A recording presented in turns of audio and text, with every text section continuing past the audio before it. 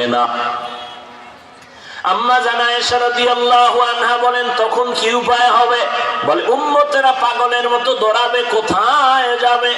আদম নবীর কাছে যাবে, তিনি ফিরাই দিয়া বলবে আমি পারবো না।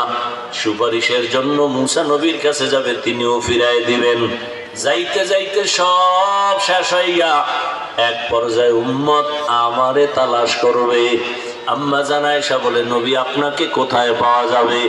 নবী বলেন, ও আয়েশা, আমি তখন আমার আল্লাহর কুদরতের সামনে মাকামে মাহমুদে সিজদায় পড়ে কান্না করব। সব নবীরা কাঁদবেন নিজের জন্য, আর আমি শুধু কান্না করব, আল্লাহ আমার উম্মতের বাঁচাও, আমার একটা উম্মত যেন জাহান্নামে না যায়। আমি শুধু উম্মতের জন্য কান্না করব। নবী বলেন, সেদিন একজন নেককার ব্যক্তিকে আল্লাহ দাঁড় করাবেন, জীবনভর শুধু নেক আমল। হঠাৎ করে যখন তার কিছু হালকা পাতলা গুনাহ আমল নামায় ওজন দিবে, দেখবে নেকের পাল্লা ভারীতে একটা নেকের মাত্র অভাব আছে।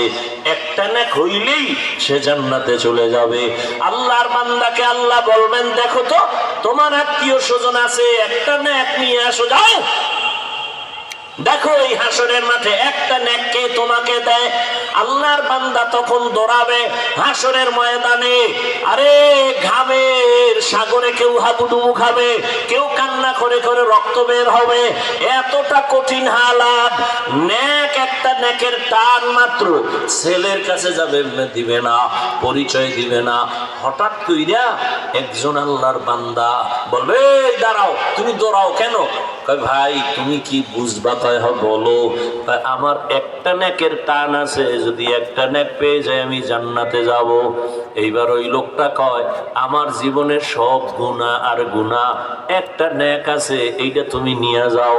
কারণ আমার একটা নেক দিয়ে তো জান্নাতেও আমি যাইতে পারবো না, আমার গুনাহ অনেক বেশি। অতএব আমি নেকটা রাইখা লাভ কি? তোমারে দিয়ে দেই, তুমি জান্নাতে যাও। যখন ওই বান্দা এক নেক দিবে, আল্লাহর বান্দা একটা দৌড় মারবে আদালতে গিয়া বলবেন, হে আল্লাহ, একটা নেক আমার অভাব পূরণ হয়ে গেছে। আল্লাহ বলবে, এই নেকটা তোমার এই মুহূর্তে কঠিন সময়, মা সন্তানের পরিচয় দেয় না, ভাই ভাইয়ের পরিচয় দেয় না, এই মুহূর্তে তোমাকে একটা নেক দিয়া কে সহযোগিতা করলো?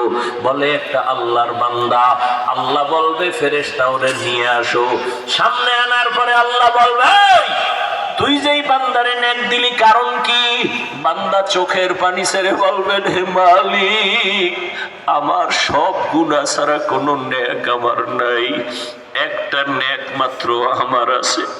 আমি এই নেক দিয়ে দেখলাম আমি জান্নাতে যাইতে পারবো না, কিন্তু আমার এই নেক যদি পারবে আমার ভাই সে জান্নাতে চলে যাবে, আমি তো জাহান্নামেই যাব। আমার তো নেক নাই, শুধু গুনার গুনাহ, নামাজ না পড়ার গুনাহ, বেপরদায় চলার গুনাহ, জবানের গুনাহ, চোখের গুনাহ, হাতের গুনাহ। তবে আমার এই একটা নেক দিয়ে কোনো কাজ হবে না। আমি এই একটা নেক তারে দিয়া জান্নাতে আমি দিতে চাই। আমার ভাই কেন কষ্ট করবে, জান্নাতে যাক। আমার আল্লাহ বলবে, বান্দা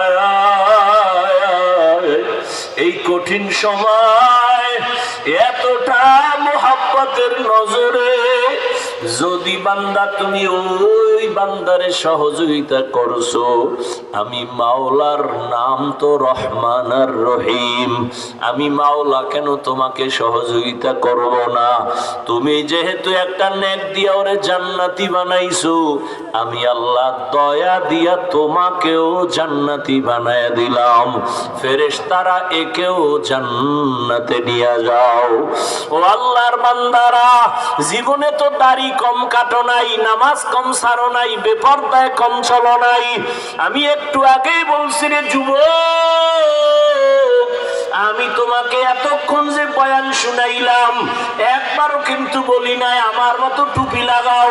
আমি একবারও বলি নাই আমি কওমি মাদ্রাসার সন্তান, তোমরাও কওমিতে যাও, স্কুল বন্ধ করে দাও, বলি নাই। আমি তাবলীগের লাইনের সন্তান, একবারও বলি নাই তাবলীগে যাও। আমি পীরের মুরিদ, একবারও বলি নাই পীরের কাছে যাও না হয় জাহান্নামে যাইবা, একবারও বলি নাই। বরং আমি তোমাদের বলিয়া যাইতেছি, এখন শোনো ও যুবক বাবা, তুমি স্কুলে পড়ো আলহামদুলিল্লাহ, চাকরি করো, কলেজে পড়ো, ভার্সিটিতে পড়ো, ব্যবসা করো, কোনো বাধা নাই, ডাক্তার হও, ইঞ্জিনিয়ার হও, প্রফেসর হও, তুমি যাই হও না কেন, তুমি একজন ডাক্তার হও, ব্যবসায়ী হও, চাকরিজীবী হও, তবে আমার ছোট একটা দাবি, জীবনে কোনোদিন বেয়াদব হইও না। বলবা হাফিজ ভাই বেয়াদব হব না, তার ব্যাখ্যাটা কি? 3 জায়গায় বেয়াদবি করবা না তো মরার আগে বিছানায় পড়ে